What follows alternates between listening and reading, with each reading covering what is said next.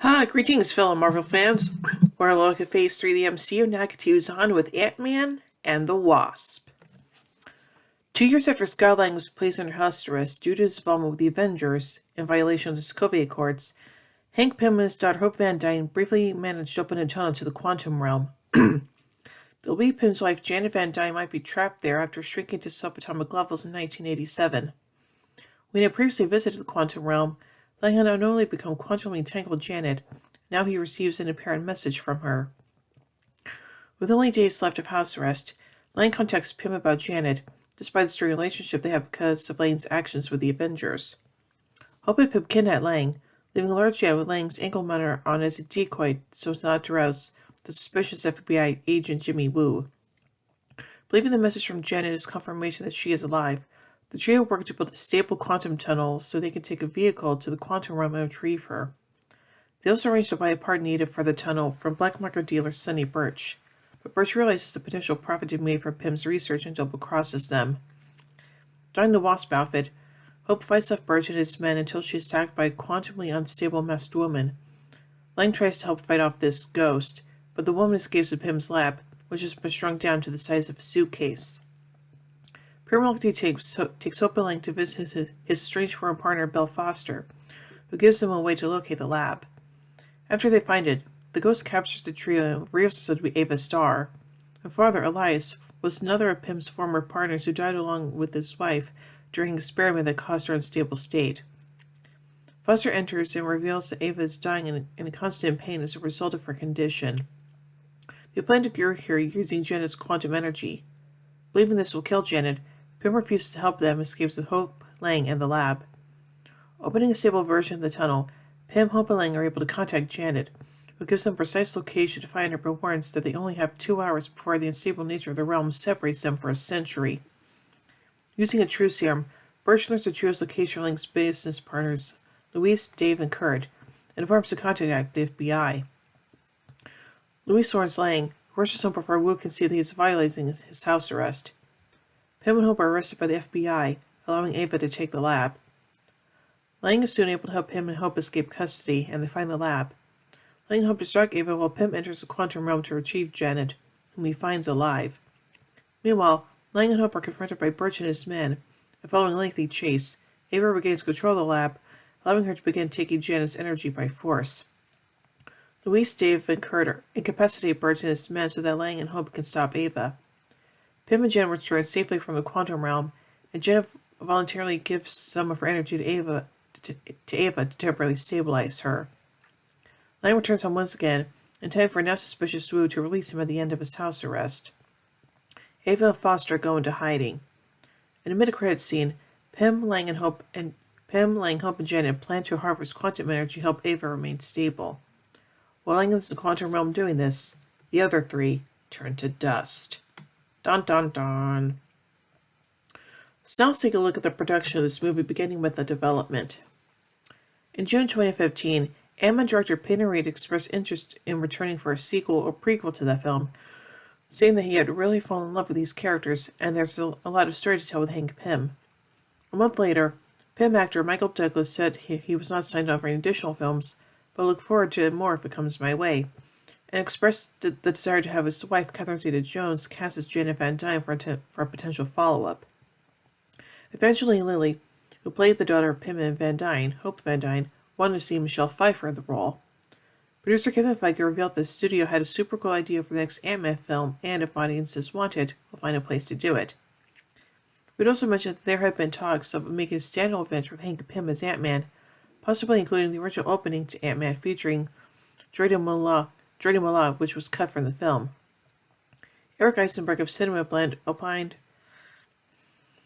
that a standalone adventure with Pym and the cut sequence would be a good candidate to revive the Marvel One-Shots short film series.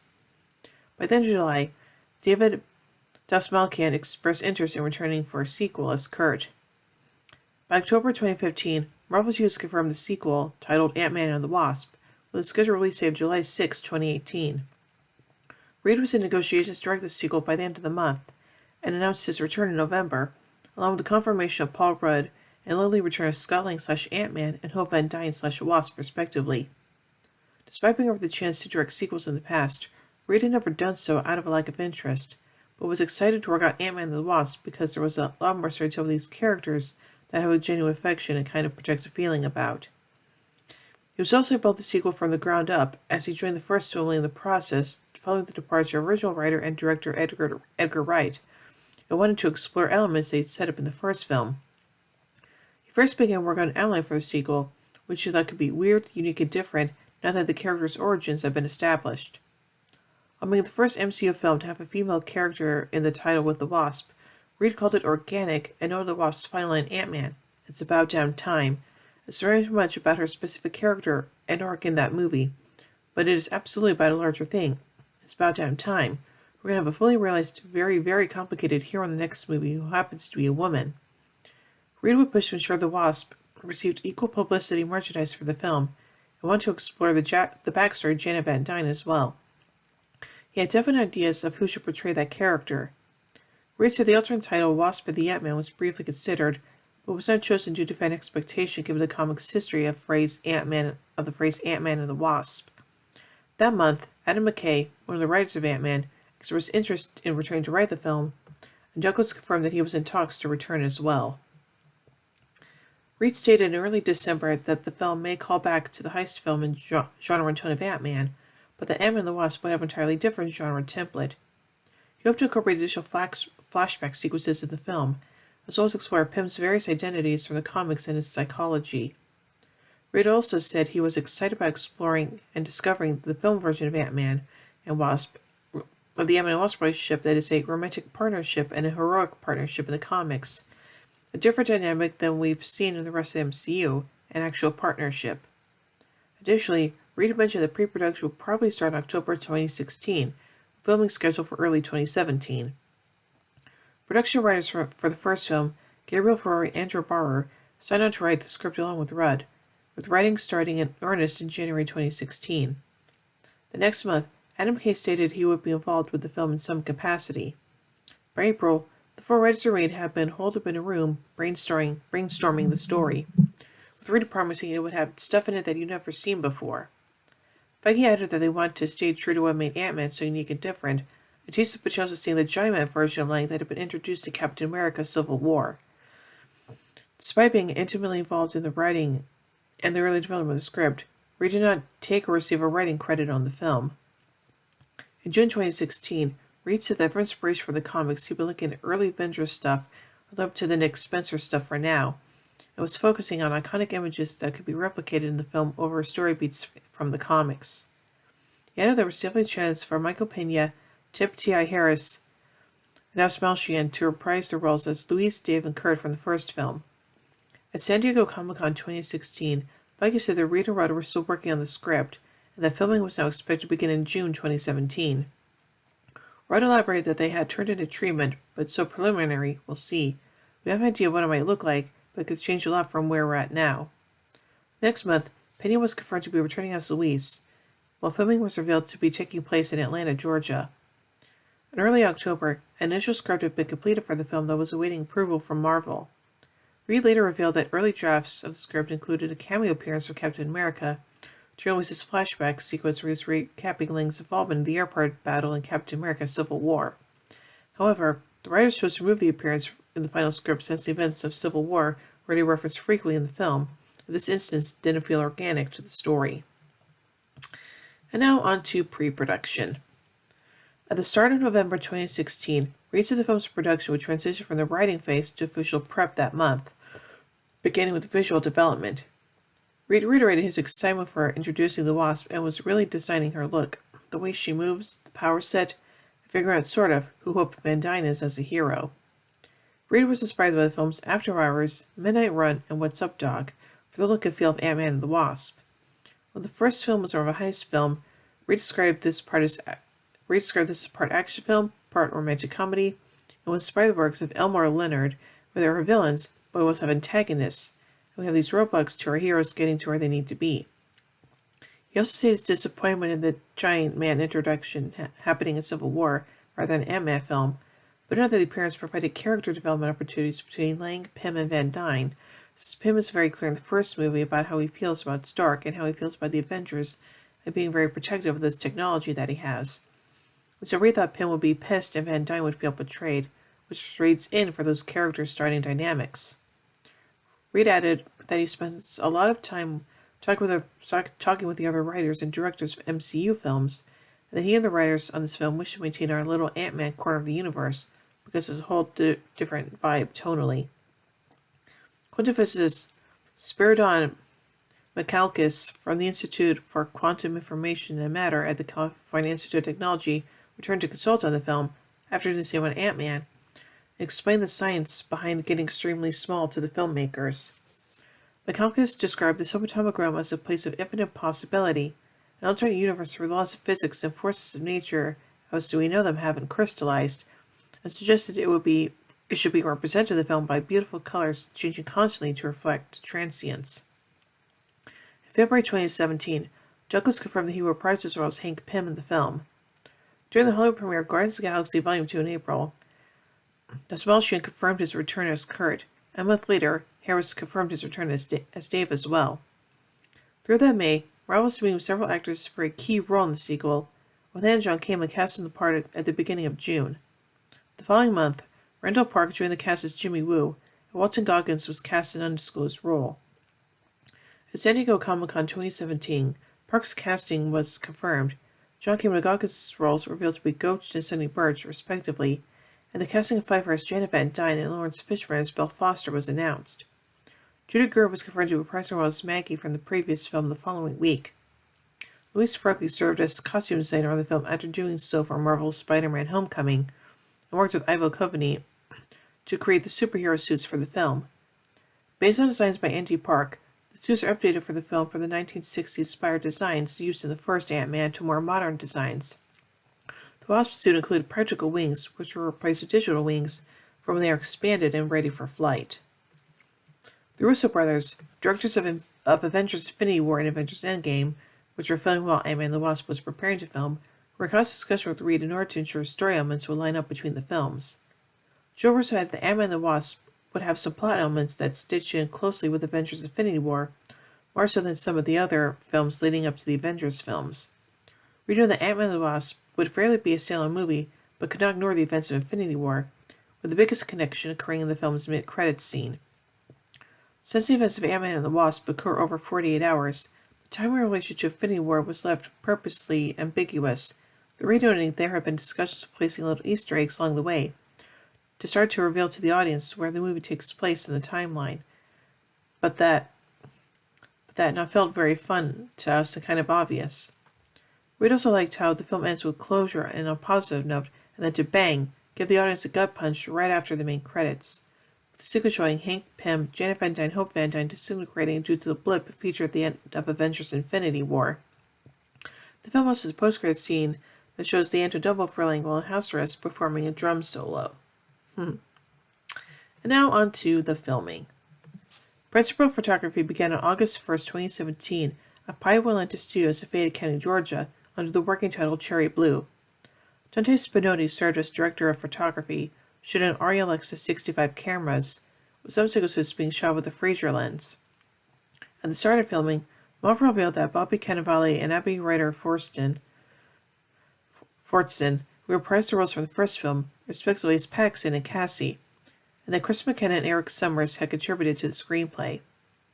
The film's lab and quantum tunnel set was inspired by the Time Tunnel, and was the largest physical set built for an MCU film, which Reed jokingly said it was a little counterintuitive.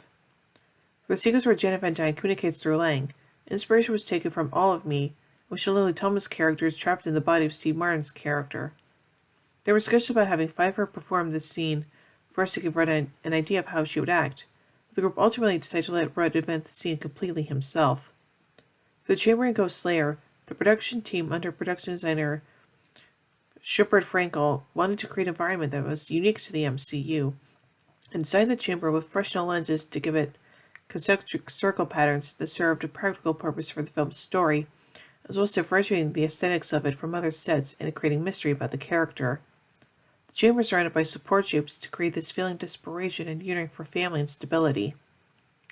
Filming also took place in Metro Atlanta, with filming locations including the Atlanta International School, the Midtown and Bucket districts of Atlanta, and Samuel M. Inman Middle School in the city's Virginia Highland neighborhood, as well as Emory University and the Atlanta Motor Speedway in Hampton, Georgia. Additional filming took place in San Francisco in September 2017, in Savannah, Georgia in late October, and in Hawaii. Production wrapped on November 19, 2017. And now on to post-production. In late November, Williams said that the characters would try to enter the quantum realm in the film, and their potential success would open a whole entire new multiverse to enter into and play around in for the MCU. The film includes a clip from Animal House, which Rita was reminded of while discussing the quantum realm science for the film. Rita insisted the film be shorter than 2 hours since it would be following the massive epic Infinity War, and because it is an action comedy, and it didn't want to overstay its welcome. Dale Mattel and Craig would edit the film. The film's main credit sequence is a tabletop version of its action sequences and was created by Elastic. An alternative idea that had been considered was to create a fake behind-the-scenes documentary that would have made the film look like it was the 1950s era Godzilla movie with people in suits stomping on model cityscapes. And now onto the visual effects. Visual effects for the film were created by DNEG, Scaling VFX, Method Studios, Luma Pictures, Lola VFX, Industrial Light and Magic, Cinecite, Rise VFX, Rodeo VFX, Crafty Apes, Perception NYC, Digital Domain, and the Third Floor. DNEG worked on over 500 shots, including the effects for Ghost, which were shared with the other vendors, the third act chase sequence, and the final Ghost fight as Hank and Janet are returning from the quantum realm. For the macro photography sequences in the film, DNEG took a different approach from their work in Ant-Man due to issues including trying to get a camera to seem small enough to capture the small actions. Though some of the film was shot with a Fraser lens that provides extra depth of field, DNEG would still need to reproject the road higher and raise the floor level to simulate a tiny-sized camera. As the third act chase sequence was mainly shot in Atlanta, while being set in San Francisco, DNEG VFX supervisor Alessandro Anagro noted it required extensive environment work, with background elements and some shots not being salvageable at all. DNEG ultimately created 130 unique environments for the chase. ClearAngle aided DNEG with a lighter surveying and photography of San Francisco, able to get information for Lombard Street down to millimeter resolution. DNEG also handled stereo conversion on the film through to both 239:1 and 191 for IMAX aspect ratios. The square frame of the IMAX ratio was used as the basis for the visual effects, with the 239:1 version then being letterboxed from the finished IMAX version. Lola once again worked on the de-aging sequences with Douglas, Pfeiffer, and Fishburne. The flashback sequences featuring younger Hank Pym were set around the same time as the flashback sequences of Ant-Man. So Lola were able to use a similar process, referencing Douglas's appearance at Wall Street and having the actor on set in a different wardrobe and wig.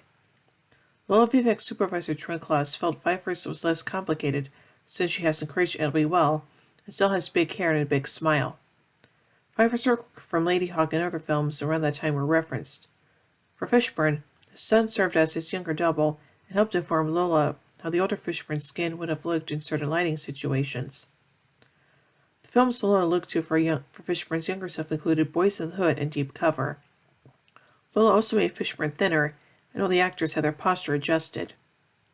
Luma worked on the scenes where Ant-Man and the Wasp infiltrate Ghost's hideout, where they had to recreate the entire environment with CGI. They also created the first quantum tunnel sequence where Ghost receives her powers, and the flashback missile launch, which had to replicate exactly from how it appeared in Ant-Man. The new version of the quantum realm, designed by Reed and production VFX supervisor Stefan Coretti, was created by Method. Method Studios VFX supervisor Andrew Helen explained, "We did a lot of research into macro and cellular level photography and played with different ways to visualize quantum mechanics. It has a very magical quality with a scientific edge. We also use glitching effects and macrolensing to ground the footage and keep it from feeling too terrestrial." Method also worked on the sequence where Lang is the size of a preschooler and created the digital doubles for Ant-Man and Wasp. Method used the same level of detail on the digital double suits regardless of what scale they were. And now finally onto the music. In June 2017, Reed confirmed that Christoph Beck, who composed the score for Ant-Man, will return for Ant-Man and the Wasp.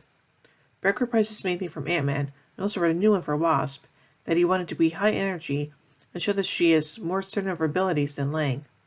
With choosing between these themes for specific scenes throughout the film, Beck tried to choose the Wasp theme more often so there would be enough newness in the score to feel like it's going places and isn't just some retread. Hollywood Records and Marvel Music released a soundtrack album digitally on July 6, 2018. So overall, I think that I really enjoyed this movie over the first one, but that's just me, so yeah, and I really can't wait to see what's going to happen in Ant-Man and the Wasp: Quantumania, but we'll talk about that eventually at some point, so yeah. So overall, I give Ant-Man and the Wasp 5 arc reactors out of 5. Well, anyway, tune in next time as we take a look at Captain Marvel. So, until then, in the words of the late great Stan Lee, Excelsior.